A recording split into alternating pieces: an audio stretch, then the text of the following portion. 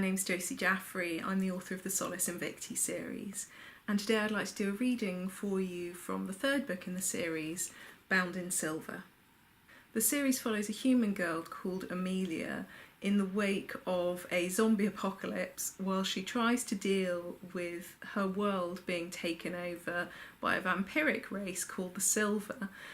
The Silver have the remaining human population protected by their proximity because the zombies, who are called weepers, are only scared of the Silver. They're not scared of humans. They'll just kill them outright.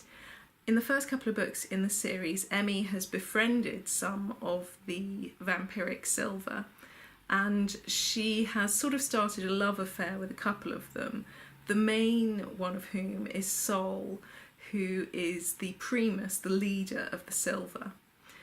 In the second book, she found herself caught in the middle of a human rebellion against the Silver leadership, and as a result she was banished from London, where the safe house was for the humans, to a place she only knows as the Silver Farm. And the Silver Farm is the place where the Silver get all of the food to sustain the remaining human population, which has been massively decimated. There are very, very few humans left alive. The idea of the series is one of reciprocity, that the vampires can only survive with human blood and the humans can only survive if they trust the vampires to keep them safe from the zombies.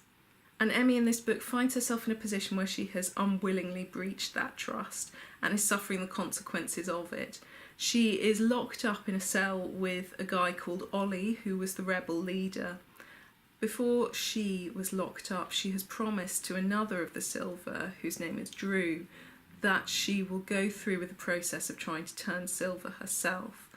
At the time, she thought that that would be successful because Drew was, or seemed to be, in love with her, and that is the turning point for whether or not people are able successfully to turn Silver or not.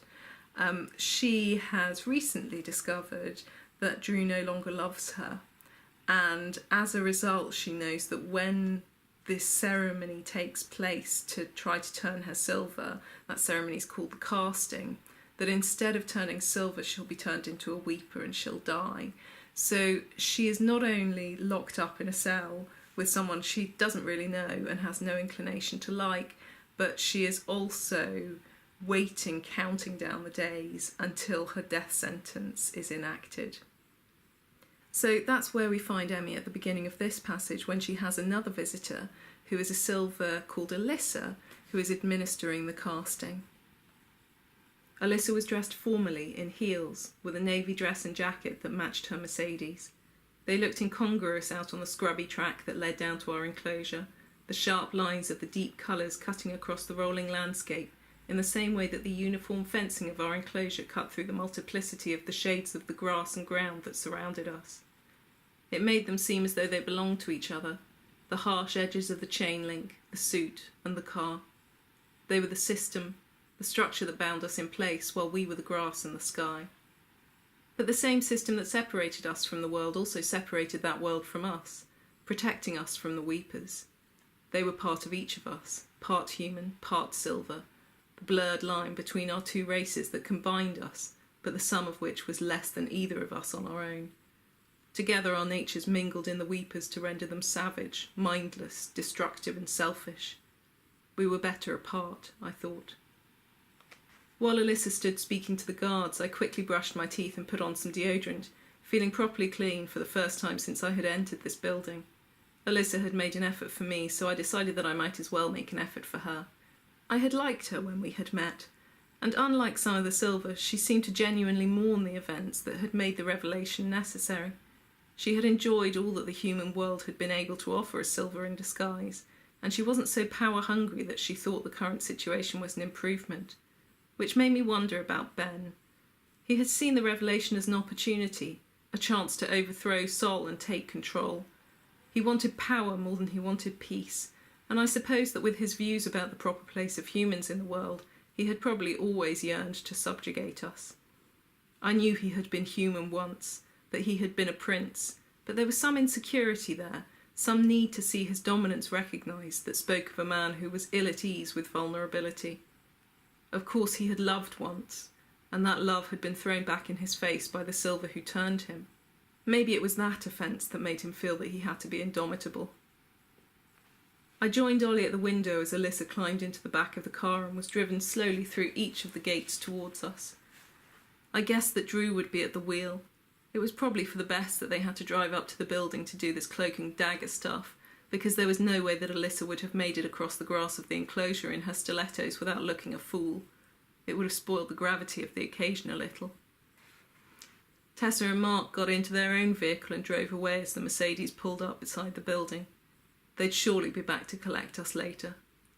There was a clacking sound in the room next door as Alyssa's heels tapped across the concrete, and a moment later she opened the connecting door without checking the hatch first. "Amelia," she said, bowing her head to me formally. She was about as tall as me in her heels. Her long, brown hair was pinned up neatly into a French twist that complemented the smooth lines of her round face. "Hello," I said, not sure how to respond, completely out of my depth. As with the last time I had met her, I felt outclassed and awkward, but she didn't make a big deal of it. It's nice to see you again," I said. She smiled indulgently, and I wondered whether she remembered speaking to me in the club. She was certainly more memorable to me than I would be to her. "This is Oliver," I continued. "Good morning to you, Oliver," she said politely.